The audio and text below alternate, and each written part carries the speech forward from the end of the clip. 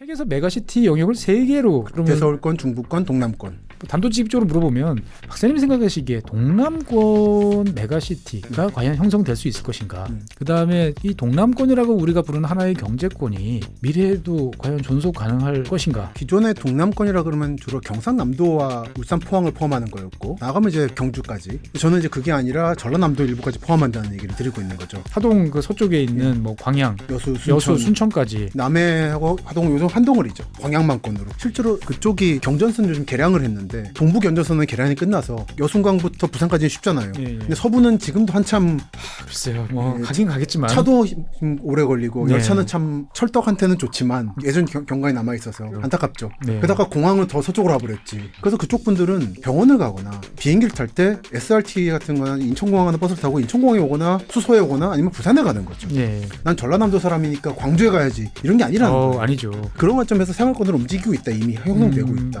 네.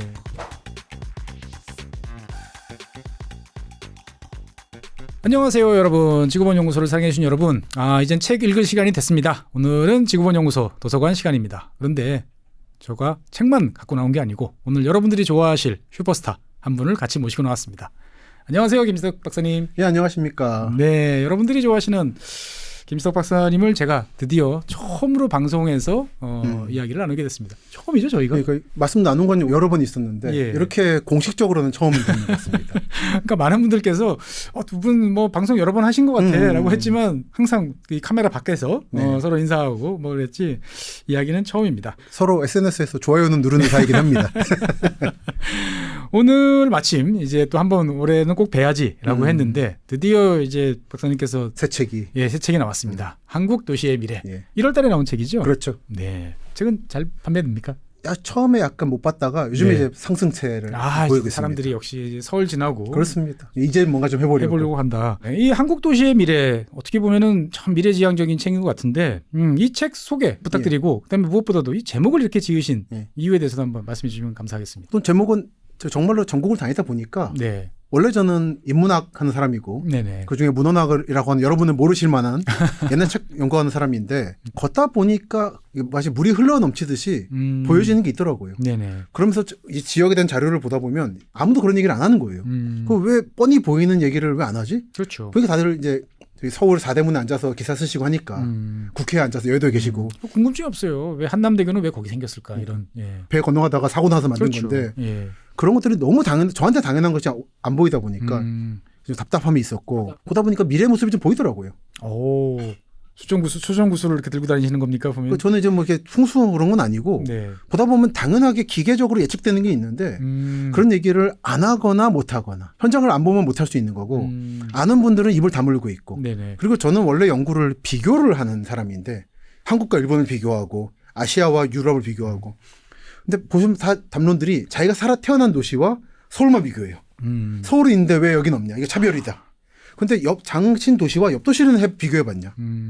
부산 인구 빠진다고 하는데 부산은 울산 인구 빨아들이고 있거든요. 네. 근데 부산 분들은 울산 얘기 안 해요. 안 하죠. 그거 당연히 우리는 서울만 봐야지. 이런 거는 비교랑 관점만 가지고 있으면 충분히 보이는 다른 미래가 있다. 그래서 미래의 모습을 답사하면서 또 공부하면서 느낀 게 있어서 적었고 이 앞에 책인 우리는 어디서 살아야 하는가. 네. 그 책은 출판사가 제목을 바꿨습니다. 그게 잘 된 건데 이 책은 제목 던진 게 그대로 됐어요. 처음에 본인 이대로 그냥 하신 게 다른 제목이 없는 거죠. 그냥. 오리지널리티가 그냥 그대로 녹아나는. 그렇습니다. 여러분들께서 뭐 당연히 김지석 박사님 책은 잘 아시기 때문에 무조건 읽어보시면 좋다. 이거는 제가 감히 단언을 이제 드릴 수 있는데 여기까지 홍보성 멘트. 아닙니다. 근데 저는 이 책을 보면서 제가 김지석 박사님이 원래 이제 당당하고 자신감이 넘치진 않았는데 이 정도에 대한 자신감이 뿜뿜하실 줄 몰랐어요. 약간 일부러 세게 나간 게 있습니다.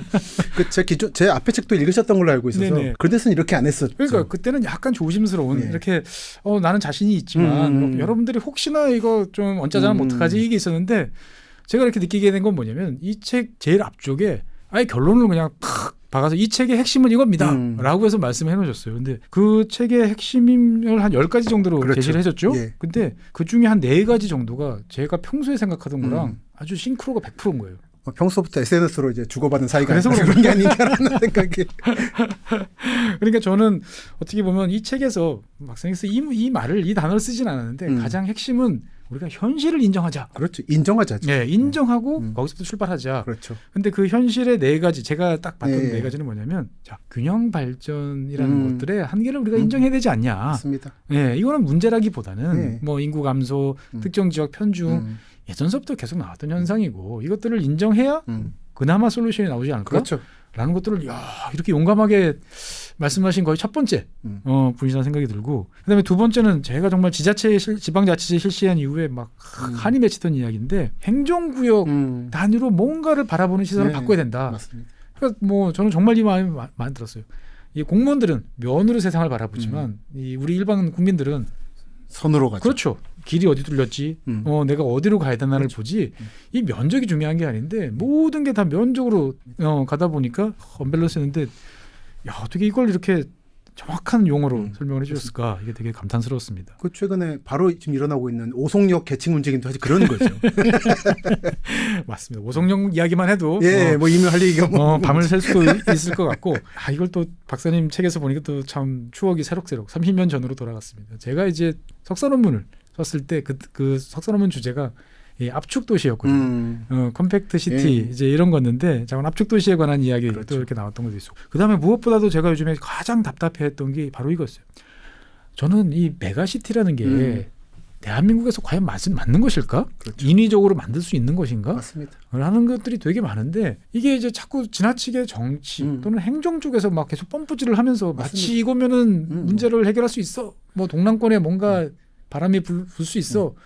저는 아니라고 보거든요. 플러스 알파로 본인들 자리도 늘어납니다라는 게 그거 바로 있죠. 너무 용감하세요.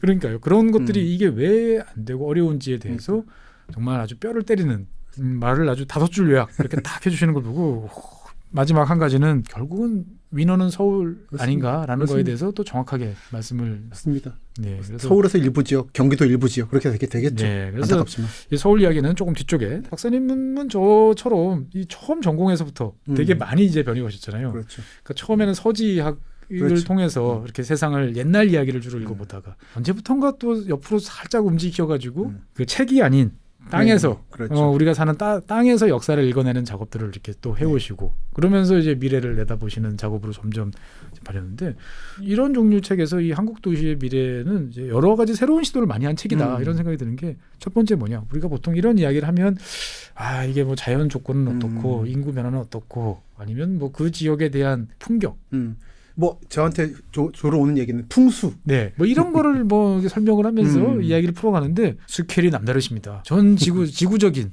현재 벌어지고 있는 지구본적인 지정학적인 스토리를 막 블라디보스톡 뭐 이런 이야기, 뭐 중국, 러시아 이런 이야기가 나오면서 우리 도시의 이야기를 풀어내는데 어떻게 그런 생각을 하셨어요? 보면 선생님 잘 아시겠습니다만 저는 여전히 동아시아학을 하고 있는 사람이라 생각을 해요. 동아시아 속에서의 한국이라는 걸 바라보다 보면 어쩔 수 없이 주변 지역과 보게 되는 거죠. 근데 기존에 잘 아시겠습니다만 국제를 다루는 사람과 국내를 다루는 사람이 분리돼 있잖아요. 학문 체계가. 예. 그러다 보니까 두 개를 유기적으로 보는 게 좀 없었다. 맞아요. 저는 그거를 원래 하던 사람으로서. 원래 하던 걸로서. 근데 이제 답사는 원래 취미였고 두 개를 결합을 하는 시도를 몇 년간 했던 거고 네네. 이 책에서 처음으로 결합이 된 거죠. 그러니까 제가 정말 그게 와닿던 게 요즘에 지정학이야. 지정학적으로 뭔가 불안해. 그렇죠. 라고 하지만 우리 동네는 어떻게 되지? 인구는 어떻게 돼? 내 집값은 어떻게 돼? 근데 이거는 또 전혀 어나더 영역이라고 생각하는데 그렇죠. 사실 이게 잘 놓고 보면은 다 붙어 있거든요. 그렇죠. 왜냐하면 뭐 밸류 체인의 이동, 거기에 따른 직업의 변화, 여러 가지가 다 올렸는데 우리는 이게 완전히 이제 달 앞면과 뒷면처럼 이렇게 보는데, 근데 저는 그래서 김 박사님이 완전히 새로운 쪽으로 이제 방향을 전환하셨나? 근데 그게 아니고 아니죠. 원래 본질이다. 본질이고 두 개가 다르게 가던 거를 말하자면 이제 문헌학부터 시작하는 네. 국제 정치 공부하고 하는 거는 저의 지적인 영역이라면 네네. 답사는 감정적 영역이었어요. 이 사람은 다 그게 있잖아요. 그렇죠. 근데 두 개를 결합시켜서 결합시켜서 앞부분이 약간 이제 저희 하던 국제 정치라든지 네네. 최 선생님과도 이제 영향을 많이 되는 네네. 그런 거고, 뒤쪽은 답사를 조금 더 전문화시킨 네네. 결합시켰던 최초의 시도라 아마 처음에 많은 분들이 그러세요. 예전에 임진왜란 하던 김수석하고 요 김수석이 같은 사람이냐고. 같은 사람이라는 걸 증명하는. 그러니까 저는 이 책을 보면서 망원경 하고 현미경을 동시에 이제 왼손 오른손을 들이대고 그렇죠. 사람들한테 이것도 보시고요. 네. 이것도 보시고요.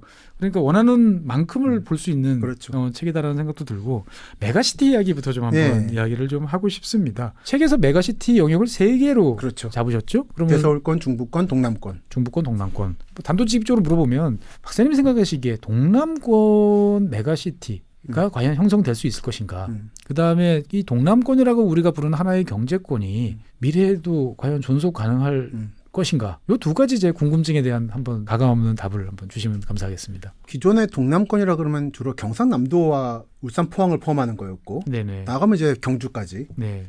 저는 이제 그게 아니라 전라남도 일부까지 포함한다는 얘기를 드리고 있는 거죠. 네, 저도 지도를 보면서 되게 이게 정말 현실을 100% 반영하셨다 싶은 게 이제 하동 그 서쪽에 있는 뭐 광양, 여수, 순천, 여수, 순천까지 남해하고 하동 요즘 한덩어리죠. 광양만권으로. 예, 그러니까 흔히 말하는 이제 그 동부 전남이라고 부르는 그렇습니다. 그 지역을 과감하게 행정구역을 뛰어넘어서 사람들이 움직이는 대로 맞춰서 딱 갔다. 실제로 아시겠습니다만 그쪽이 경전선 요즘 개량을 했는데 네, 동부 경전선은 개량이 끝나서 그렇죠.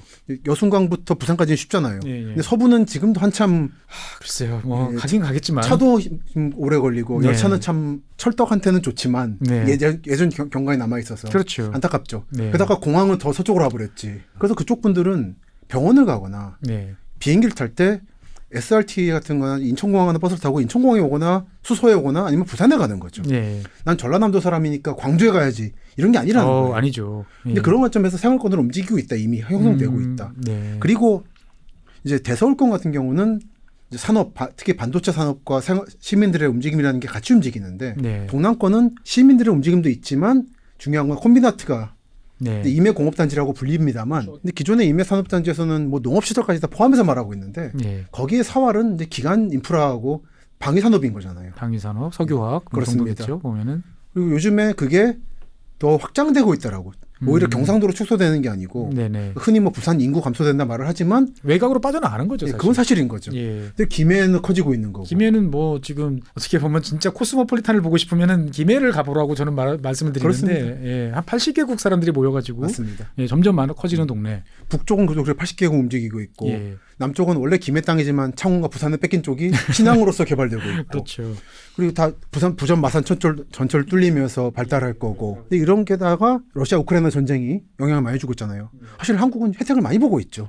뭐 어떻게 보면은 새로운 전기를 또 마련하고 그렇습니다. 뭐 있다고 볼 수 있죠. 베트남 전쟁 이후로 네. 처음인 거죠. 이렇게. 네. 저는 기본적으로는 러시아 우크라이나 전쟁은 경제적으로뿐 아니라 정치적으로도 제3의 6.25 전쟁이라 생각을 하고 있거든요. 이미 한국군 무기, 북한 무기 들어가고 있고 한반도에서만 벌어지도가 아니다 그렇죠. 뿐이지. 그렇습니다. 지구 반대편에서 이제 벌어지는 또 한 번의 이제 80년 만에 그렇습니다. 이제 전쟁이다라고 보시는 거죠. 보면은. 베트남 전쟁 때가 제2전선이었고 이번 제3전선이 만들어지는 거고 네. 그 혜택을 지금 창원에 있는 하나 에어로스페이스라든지 사천의 카이라든지 혜택을 입고 있는 거고 네. 그게 이제 고흥의 나로기지까지 연장되면서 네. 그거 아시겠습니다만 단발사체 조립 공장을 순천에 만든다는 거 아니에요. 네네. 그리고 숙소도 만들고 얼마 전에 나로도 다녀왔습니다만 저도 지난 그 설날 연휴 동안에 그쪽이신가 고흥 보네요. 다녀왔습니다. 저는 고흥을 참 좋아합니다. 참 아름다운 곳이죠. 정말 아름답습니다. 거기는. 그 관광전으로서도 풍부한 곳이고 멀어서 참 제가 좋아하는 풍경이 잘 남아 있어요. 멀어서 그렇죠. 굴, 김 이런 것도 맛있고 굴, 김 뭐 그렇고 삼치 네. 정말 대단합니다. 보면. 가을에 갔을 땐 유자도 맛있었는데 유자도 맛있고요. 근데 그렇게 그 지역이 거점화되면서 네. 창원이나 순천까지 묶여가고 있다는 거죠. 산업을 통해서. 특히 네. 그게 일반 공장이 아니라 방위산업을 통해서. 방위산업을 통해서. 그러니까 저는 그래서 동남권은 시민들의 움직임도 있지만 네. 방위산업체 벨트라는 부분이 오히려 강화되고 오히려 있다. 더 강화될 것이다. 강화되고 확장되고 확장될 있다라는 것이다. 거죠. 그리고 광양의 포항제철, 제2제철. 그리고 사실 포항을 위협하고 있잖아요. 광양이. 네, 사실은 뭐 어떻게 보면은 약간의 포항 사람들이 좀 위기감 그렇습니다. 이런 걸 좀 느끼시는 것 같아요. 보면. 냉천 범람 이후에 네네. 고로가 멈추기도 하고. 네. 그래서 또 포항 포스코는 또 본사 본사를 옮기려고 옮기려고 그러고. 하고 있고. 포항은 울산과 달리 단일 기업체에 의한 도시라 네. 마치 미국의 자동차 회사 같은 상황이 될 수 있는 거죠. 그래서 이런 상황에서 전라도 경상도라든지 이렇게 보는 건 아무 의미가 없는 거다. 아무 의미가 없다. 광양이 포항을 위협하는 상황에서 이게 무슨 네. 경상도 전라도 문제냐는 그렇죠. 거죠. 관여제철소 허가한 거는 전두환 대통령이고 그래서 저는 이 부분은 참 광주 가서도 말을 합니다만 네. 광주, 목포 같은 전남 서부 지역이 정치적 거점이 되다 보니까 네. 동부를 세금 착고로만 보는데 네. 이쪽 분들은 여러분과 다른 세계에 살고 있다. 동남권이라는 거대한 축의 서쪽 끝인 거지 전남, 광주, 목포의 식민지가 아니다.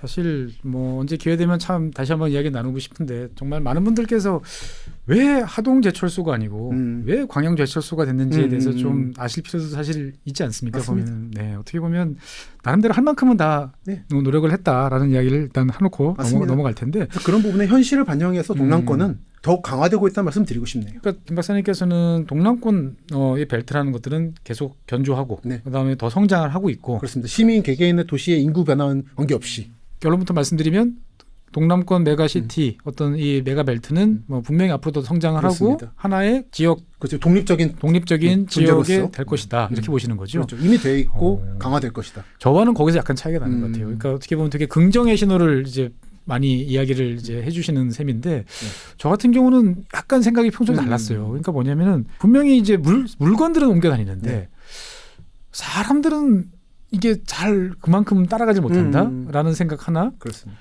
그 다음에 경계를 넘어서 움직이는 거에 대한 부담감이 사실 있죠. 뭐 수도권을 제외하면 다 크지 않습니까?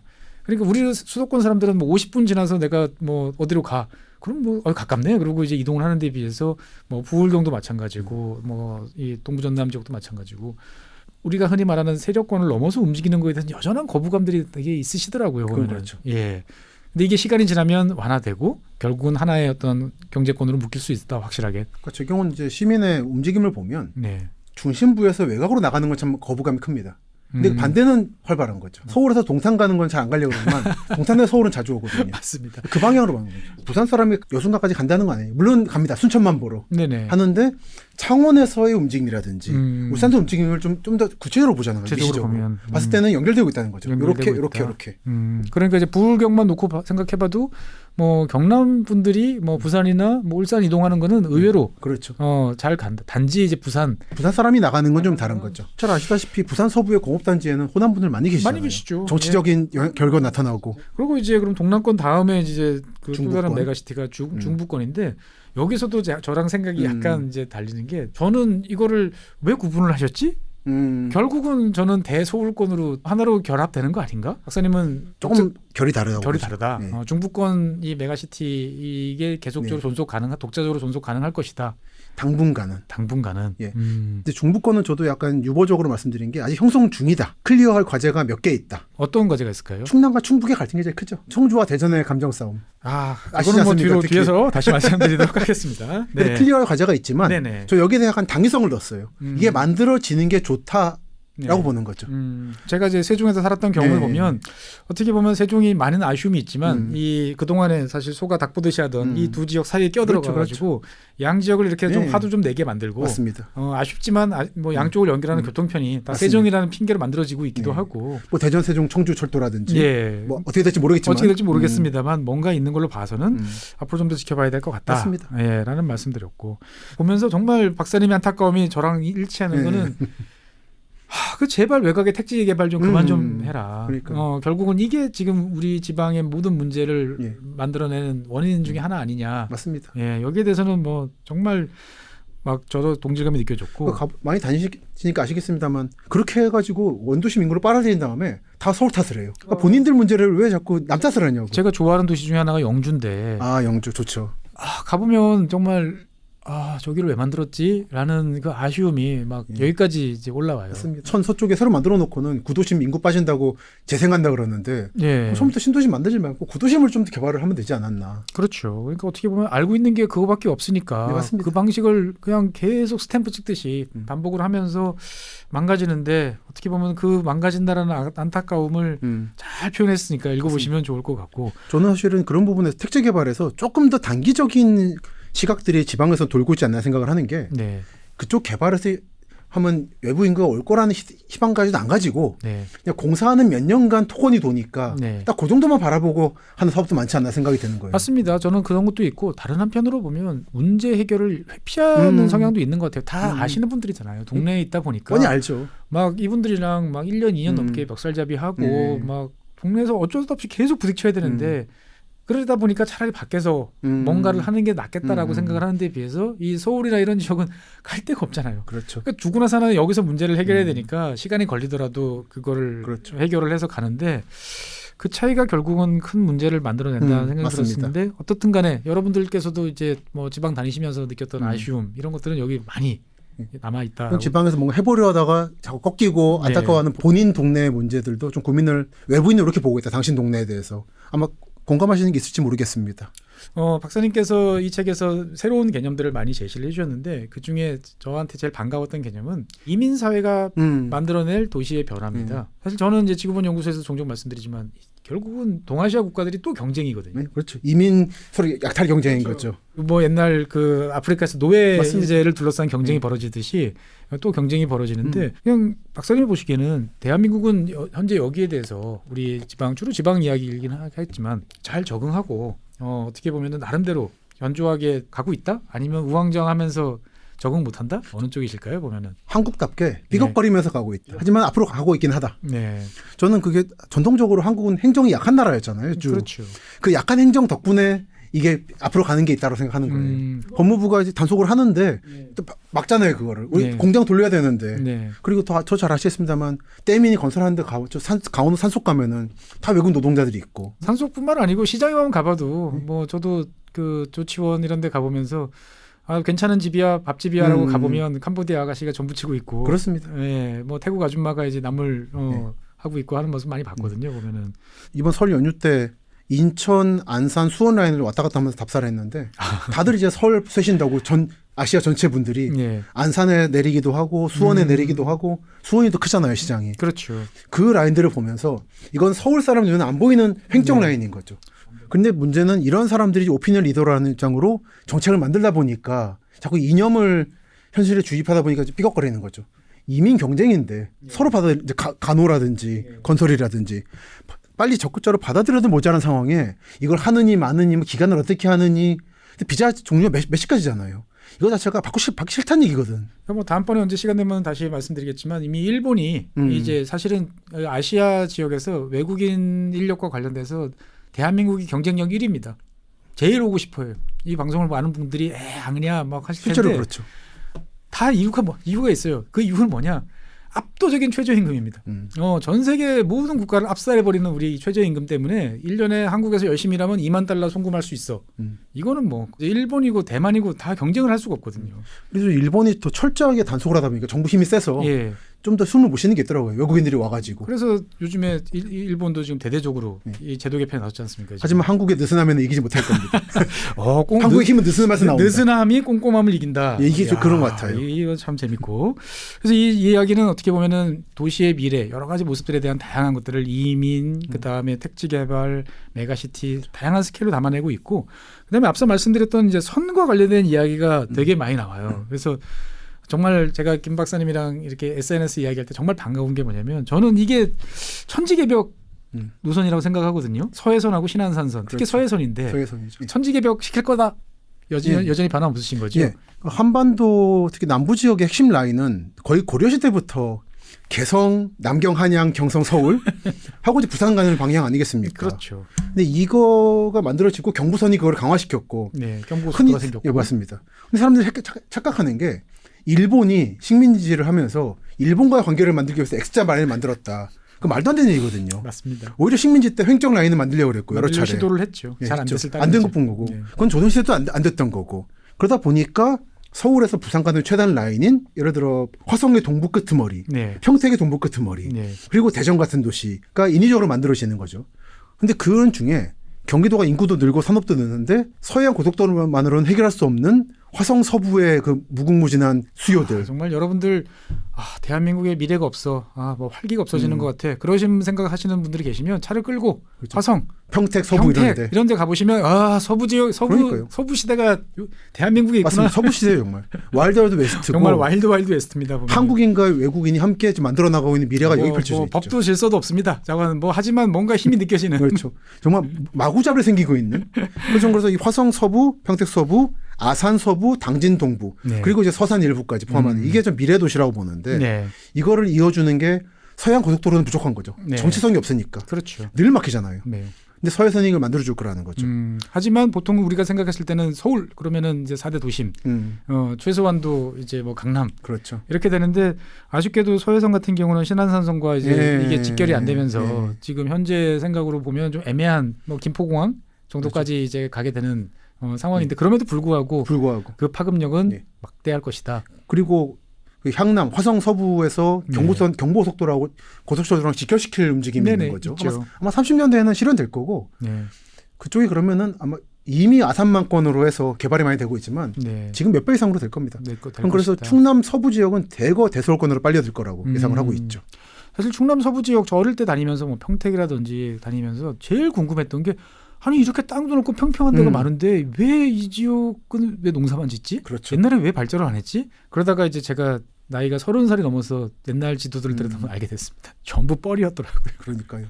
예, 다 배가 들어오던 지역들을 1900자관 70년대까지 작업을 하면서 그렇죠. 여러분들이 보시는 걸로 만들어 놓다 보니까 이제 그 지역을 연결하는 그렇죠. 하나의 축이 만들어지는 맞습니다. 게 이제 신안 서해선 그리고 그걸 보조하는 신안산선이고. 근데 제가 이렇게 보면 걱정스러운 거는 이게 이 지역 내 이 연결을 강화하면서 발전을 시키는 서울이라는 대메가시티의 한 번역인 건 분명하지만 그 내에서 독자성을 가지면서 발전하는 도구로서 활용될지 아니면 이 역시 또 하나의 또 빨대로 작용을 하면서 또 처절하게 또 다 빨려 들어가는 라인이 될지 어떻게 보십니까? 현실주의자로서 빨려 들어가겠죠. 근데 아마 서울까지 빨려들 것 같지는 않아요. 아까 동남권 때도 말씀드렸지만 여sun강 사람들이 꼭 부산 가는 건 아니거든요. 그렇죠. 창원도 가고 하는 진주도 가는 것처럼 예를 들어 충남도청 내포신도시 분들은 아마도 서해선 완성되면 평택이나 화성쯤에서 주택을 하게 되지 않을까.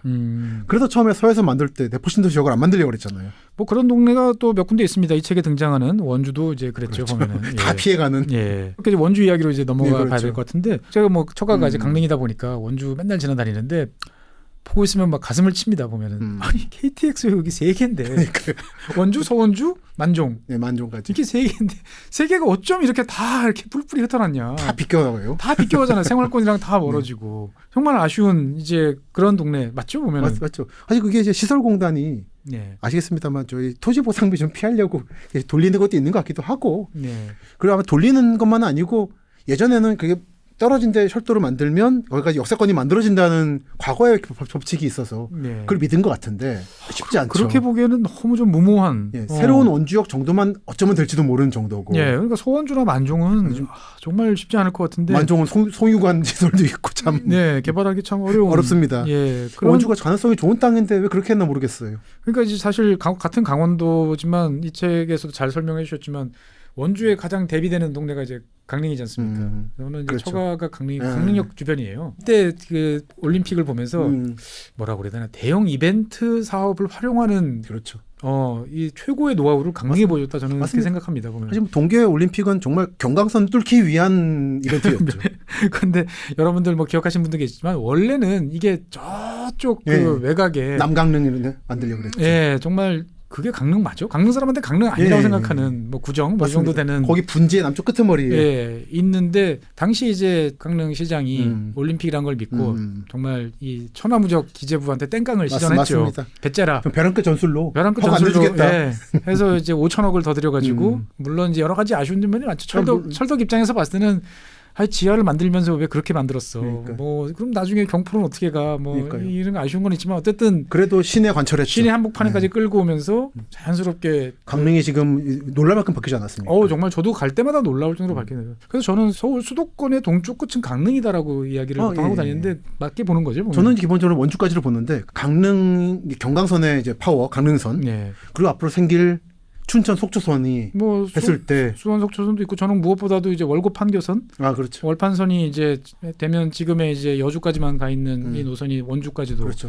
이제 가게 되고 그러면 인도권에서 이제 고속열차 타고 이제 강릉까지도 가면 서울 경유하지 않는 이 경기와 강원권의 새로운 횡단축이 생기는데 이 변화에 대해서도 저는 상당히 클 거라 봅니다. 지금 현재 한국의 기본적인 교통 문제는 전국은 서울을 향해서 경기도도 서울을 향해서 그렇죠. 각 도시는 도청 소재지를 향해서 종으로만 돼 있거든요. 맞습니다. 횡이 없어서 그 중간중간의 개발이 사실 될 만한 곳이 안 되는 게 너무 무지만 많거든요. 그 인도권도 그렇고. 저는 이 책 한국 도시의 미래에서 보면서 끝까지 일관되게 관철되는 게 김 박사님의 용감함.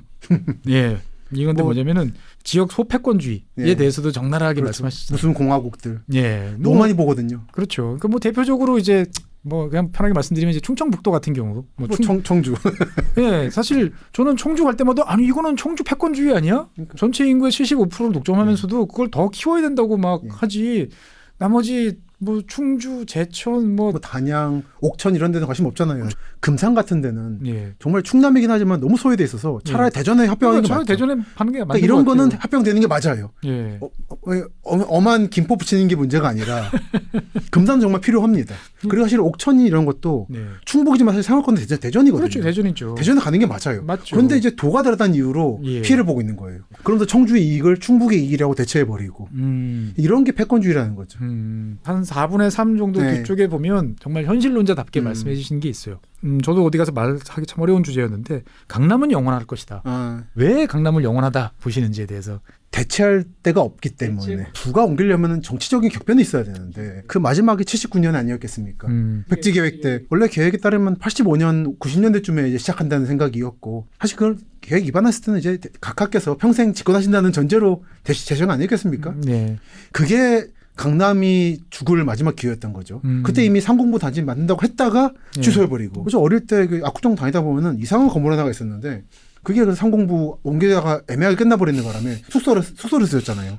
그 동네 경양식집 맛있었는데 그렇게 애매하게 끝나서 사실 강남이 수루될 수 있었던 거죠 그때.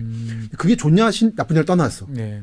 과천 정도라도 사실 클 수 있었는데 더 클 수 있었는데. 그러니까 일단 강남이라는 그 지역이 가지고 있는 자체 중력이 이제 너무나 커졌기 때문에 그렇죠. 이거를 외부의 힘, 뭐 어떤 압력으로 갖고 가기에는 이제는 늦었다. 그건 강력한 정치력만이 가능한 건데. 정치력까지 갖고 있는 지역이 되다 보니까. 그렇죠. 마지막으로 보여줬던 게 두 가지 아니겠습니까? 노무현 대통령하고 박근혜 당대표가 합의를 했어도 안 된 이래 규모가 축소된 거랑 헌재가 좀 납득할 수 없는 이유로 위헌 판결 내린 거. 저 사실 다시 한번 걸어받은 생각하는데 그거는 너무 좀 무슨 관습법법이 나온지 모르겠습니다만 근데 그렇게 저항이 큰 거죠. 부의 이동이란 건. 박사님의 견해에 전적으로 이제 동의를 하면서 저 같은 경우는 한 가지 더 추가를 하자면 저는 강남의 힘은 용적률에 있다고 저는 봐요. 그러니까 보통 용적률 그러면 강남의 용적률 높으니까 힘이 있는 거지 이렇게 생각하시는데 그게 아니고 강남이 생각보다 용적률이 낮습니다. 그러니까 일찍 개발을 한 지역이다 보니까 조금만 뒤로 들어가 보면은 70년대 지었던 2층 그렇죠. 양옥집 아직도 있고 80년대 지었던 3층짜리 꼬마 빌딩도 있고 90년대 지었던 조그만한 건물들 아직 있거든요. 시대의 필요성에 맞춰서 계속 용적률을 조금씩 높이면서 흐름에 쫓아갈 수 있는 동네가 서울에 몇 개나 있나라고 생각하면 의외로 많지 않습니다. 아니, 또 재건축의 여지도 충분하고 그래서. 그렇죠. 그러니까 뭐 아파트 단지들은 상당 부분 이제 정리가 됐다 치지만 아직 내부에 수많은 말씀하신 게 있잖아요. 그런 것들이 있다 보니까 신도시들은 한꺼번에 300% 맞아요. 올려고 30년. 그다음에 이번에 이제 500이나 700으로 올린다고 하는데 그게 과연 가능할까 생각한 데 비해서 강남의 아파트를 이렇게 도려놓고 보면 아직까지도 용적률 100% 내외의 지역들이 맞습니다. 많거든요. 여지가 많죠. 개발 여지가 많다 많죠. 보니까. 그런 의미에서 청주도 좀 마찬가지로 보는데 청주가 마찬가지로 한 재건축이 활발한 게 낮은 용적률이 무심전 서쪽에 많아가지고 많죠. 근데 그쪽이 또 하필 또 하이닉스부터 해가지고 또 개발 여지가 많은 곳이라 그래서 100만 찍을 거로 봅니다만서도 마찬가지로 강남도 말씀하신 대로 많은 분들이 강남에 안 살아보신 분들이 착각하는 게 강남은 아파트만 있다 생각하세요. 없죠 오히려. 아파트가 없기 때문에 사실은 지금의 강남이 됐고 앞으로도 강남이다라는 맞습니다. 이야기를 할 수 있다라고 저는 생각을 합니다. 뭐 자세한 사항은 책을 보시면 이제 될 것 같고 그 다음에 이제 저와 생각이 약간 아쉬운 게 하나 있었어요. 여의도를 이제 말씀을 이제 하시는데 그러면서 이제 주로 이제 그 강북 쪽에 마포 용산. 근데 저는 마포 용산보다는 이제 지금 시점에서 보면 눈을 남쪽으로 돌려서 노량진의 어떻게 보면 부활, 어떻게 보면은 한국 철도가 부활 도입되면서 첫 번째 개발됐던 지역이 노량진이라고 저는 생각을 하는데 100년 만에 부활을 같이 여의도랑 이렇게 보는 게 더 맞지 않나? 미래지향적이라고 생각하면 어떻게 생각하시는지. 뭐 좀 아시겠습니다만 전 철도 관계자들하고도 많이 다닙니다만 사실 한국 코레일로 대표되는 철도 업계는 기존 철도의 업그레이드에 실패했다고 봅니다. 그런 불만들이 나타나는 게 GTX인 거고. 그렇죠. 근데 요 노량진 요쪽 라인은 그게 좀 약하다는 느낌이 약하다는 드는 느낌이 거죠. 들어서. 예. 기존 사실 경인선 같은 게 지금이라도 다시 열차 운행해야 돼요. KTX 같은 거. 아, 저도 그렇게 생각합니다. 근데 그거를 초도 못하니까 GTX-B가 하는 거 아닙니까? 그리고 이제 사실 많은 분들께서 개별적인 지역에는 관심이 있습니다만 이 지역을 엮어서 보는 경우는 이 책에서 제가 처음, 그렇죠. 처음 봤던 게 경기 남부, 그다음에 충청 북부 네. 이거를 연결해서 이게 사실 되게 옛날 어릴 때 봤던 지리 시간에 배웠던 점이지대라는 표현이 맞는 지역 아니겠습니까 보면은. 그러니까 이게 보면 이게 평택인가, 뭐 아산하고 둔포랑 붙어 있고 팽성하고. 예, 저는 그런 데를 보는 게 원래 좋았기 때문에 원래 그린벨트 쪽 들여다보는 걸 좋아하고. 네. 그 도시의 진실을 보려면 외곽에 가야 된다 생각을 늘 하거든요. 제 답사의 기본 원칙이었고 그거를 이제 확장시켜 보면 네. 도끼리 만난 데서 무슨 일이 벌어지는가. 벌어질까. 근데 그게 잘 됐을 경우에 시너지 나타난 게 세종인 거죠. 세종은 남부는 대전이고 조치원은 충북이잖아요, 사실상. 네. 그게 잘 만들어지면 메가시티가 만들어질 수도 있는 거고. 전 그게 일어날 두 번째 지역이 지금 평택과 아산 사이라 보는 거고. 네네. 어쩌면 가능성이 또 있는 게 안성, 이천, 음성, 진천 라인이 네. 그렇게 가능성이 보일까 생각도 하고 있는 거죠. 아직 산악이긴 합니다만. 그러니까 뭐 사실 뭐 다들 이제 수도권 남부 이야기하면은 뭐 이제 평택 뭐 이제 용인 반도체 라인만 생각하시지만 사실 안성 서부 지역도 이미 다 이제 산업화된 이제 그런 그렇습니다. 지역이고 아까 뭐 와일드 웨스트라고 말씀드린 것처럼 어떻게 보면 대한민국의 남은 힘이 다 집결이 돼서 그 야성과 미래를 위한 과감함이 보이는 지역이 남은 지역이 딱 요 지역이지 않습니까? 맞습니다. 보면은. 그래서 좀 그 정치적으로도 주목을 하는 사람들이 나타나는 거고. 사실 이제 전두환 대통령 초기에 박정희 때부터 제2제철소 때 원래 후보주도 아산만이었잖아요. 항상 아산만이었죠. 근데 거기는 당시는 간첩 침투 위험도 있고 해서 연합 집안을 겨우겨우 갈아엎어가지고 광양 만들었는데 이제 40년 만에 숙제를 해결하고 있는 거죠. 그렇죠. 책의 가장 큰 미덕은 우리는 항상 행정구역 단위로 뭐 부동산을 좋아하시는 분이나 돌아다니시는 걸 좋아하는 분도 각각의 면 위주로 보는데 이 책의 미덕은 그거를 실로 쫙 깨서 한꺼번에 보여줘서 다른 모습을 보여주고 조각조각해서 전혀 새로운 모습을 보여주는 그게 이 책의 가장 큰 미덕이 아닐까라고 생각이 되어지는데 네, 오늘 여러 가지 좋은 말씀 많이 해주셨는데 아까 처음에 이게 넘쳐가지고 줄인 게 이 책이다. 그러면 당연히 다음 책 쓰실 계획도 당연히 있으실 것 같은데 이 책은 아마도 저는 시리즈로 갈 수 있다 생각을 해요. 뭐 2025 이런 식으로. 그건 이 책에 대한 반응을 좀 보고 상반기에 보고. 생각할 예정이고 네네. 이와는 별도로 제 답사책 시리즈가 하나 있는데요. 서울선호 시리즈. 아, 네네. 그걸 마침 지금 경기 서부와 충남 북부를 다룰 생각입니다. 미래의 도시. 어떻게 보면 21세기판 어떻게 보면 뭐 한국의 발견이나 그렇죠. 탱리진이 뭐 이런 거죠. 네, 그런 시리즈로 계속 하시겠다. 그렇게 작업하시기가 힘들지 않으세요? 답사 다니시고 자료 정리하고 책 내고 그 수만 장의 그 필름 이제는 다 디카죠. 이제 디지털 자료 뒤져가지고 하시는 게 대단한 생산성이신데. 근데 저는 원래 지역학을 하는 사람이라서 이게 당연한 거고. 그런 게 그리고 글 쓰는 게 원래 좋은 사람입니다. 그래서 계속 책을 쓰는 거죠. 저는 이제 스마트폰에 글을 쓰거든요. 구글 독스 같은 거. 늘 언제나 머릿속에서 글은 돌아가고 있고 언제나 워딩은 써지고 있다. 그 책을 쓴다는 건 마지막에 모든 걸 일정을 비우고 한 달쯤 이제 공백이 생겼을 때 쓰는 건데 그거를 다 몰아서 그 전에 몇 년간 계속 돌고 있는 거죠. 그래서 올해는 그 답사책 하나 쓰고 아마도 강남에 대한 책을 하나 쓰지 싶어요. 강남에 대한 책. 강남에 오랫동안 살았던 사람으로서 새 입장이 됐습니다만 다들 강남을 너무 권력과 부의 원천으로만 보고 싶어요. 시기를 하거나 옹호를 하거나 돈으로만. 갑자기 뜬금없이 옆에 꼽사리 껴가지고 그 한 꼭지씩 이렇게 대담 나누는 이야기 저랑 들어가면 참 재밌겠다. 나중에 추천사를 좀 부탁드립니다. 그건 얼마든지. 예. 그래서 생활 공간으로서의 강남을 예를 들어 핵심이 될 건데 왜 고속터미널역 지하에는 꽃상가가 있는가? 이런 문제를 아무도 질문 안 던지는 거예요. 강남 얘기할 때 이런 게 너무 안 돼 있더라고요. 거기다 사람 사는 곳인데 한국에서 가장 주목받는 지역의 형성 과정을 좀 더 정치학적이 아니라 인문학적으로 한번 해보고 싶다. 올해 하반기에 쓰지 싶어요. 몇 가지 뭐 재밌는 아이템 저도 머릿속에서 막 떠오릅니다. 왜 방배동에는 협회 건물들이 많을까? 왜 서초구에는 유달리 종중의 건물들이 많을까? 이런 주제도 한번 말씀해 주시면 재밌을 것 같습니다. 박사님 말씀을 많이 들어야 되는데 오늘 제가 너무 많이 떠든 것 같아서. 지구본연구소 시청자들께 이 자리를 빌려서 꼭 한번 당부드리고 싶은 말씀이 있으시다면. 제가 늘 강조하는 겁니다만 지도 볼 때 꼭 위성사진으로 보시고 그리고 주변에 카더라는 절대로 믿지 마시고 친구가 특히 하는 말 믿으면 안 됩니다. 제가 어디 뭐 방송국거나 분장하거나 할 때 미용사분들이 꼭 여쭤보세요. 친구가 사락을 샀는데 너무 많이 들어서 친구 말만 안 들어도 여러분 재산 지킬 수 있다는 거. 그러니까 다들 전화하거나 소문 나면 속는 이유가 나는 잘난 사람이고 난 특별하니까 나는 이런 기밀 정보를 받을 권리가 있다라고 자격이 있다 생각하는 건데 그렇지 않다라는 거를 나는 평범한 사람이다. 라만 각인하셔도 사고가 안 당하십니다. 나한테까지 올 정보면 이미 다 알고 있는 정보다. 그리고 한 번이라도 더 나가시라 실제로. 아, 발로 다녀봐라. 그렇습니다. 꼭 자가용으로만 가지 마시고 네. 열차도 타보시고 버스도 타보시고 하면은 움직이는 노선이 달라지면 네. 보는 관점이 달라집니다. 많은 분들이 자가용으로만 다녀서 고속도로만 보실 텐데 국도로만 가도 관점이 달라져요. 네. 꼭 한번 부지런히 다니시기 바랍니다. 봄입니다. 마지막으로 한 가지. 지역이 만나는 경계선 네. 뭐 이런 데 다닌다고 사실 그런 지역은 약간 낙후된 지역들이지 않습니까? 이제 보면은 그럼 이런 지역에 답사를 하다 배가 고파요. 네. 그러면 보통 뭐 어떤 식당을 찾아가는 게 가장 실패 확률이 낮고 그 동네를 이해하는 데 도움이 될까? 저 식당을 해서 안 가죠. 아, 안 가십니까? 한국의 식당은 기본적으로 4인을 위주로 4명을 위주로 고려했기 때문에 테이블도 네네. 가봤자 냉대받고 그리고 좀 답사하다가 쉬고 싶은데 식당은 나가야 되잖아요. 그래서 가면은 카페를 가고. 아, 카페를 가시는구나. 카페 가면 여름에 에어컨을 틀어줍니다. 아니면 편의점. 어느 역에 내려서 딱 편의점 가서 김밥이랑 음료수랑 커피 사고 한 2시간 열심히 다니는 거죠. 그럼 어딘가에 있는 편의점이 오아시스처럼 존재한다.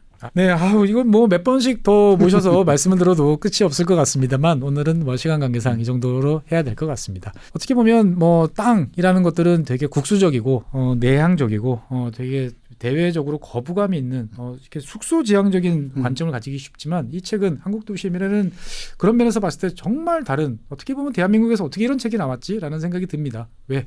발은 땅에 있지만 눈은 세계로 가슴은 더 넓은 지역으로 가도록 말씀을 지구본을 돌려가면서 열심히 다녔습니다. 하는 책이기 때문에 자신 있게 말씀드릴 수 있을 것 같습니다. 2024년 어떻게 보면은 여러 가지 난 잘 모르겠다라고 하면 한국도시의 미래 책을 항상 눈에 보신 데 놔두고 마음 내키시는 대로 펴보시면서 날씨 좋아질 때 한 번씩 답사도 다녀보시면서 필요하면 SNS에 보면은 공지도 뜨시죠. 그렇습니다. 네, 같이 그 답사 동지도 찾으시니까. 그리고 최근에 3% 개만 답사를 꾸릴 것 같아요. 공식적으로. 공식적으로. 기회가 있을 겁니다. 네네, 알겠습니다. 오늘 준비한 사항은 여기까지고 앞으로도 여러분들께서 좋은 반응 보여주시면 김신석 박사님 종종 모셔서 여러 가지 이야기 나누도록 하겠습니다. 네, 지구본 연구소 도서관편 오늘은 김신석 박사님을 모시고 시간 가는 줄 모르고 재미있게 이야기를 해봤습니다. 오늘 나눠주신 김신석 박사님 너무 감사합니다. 예, 감사합니다.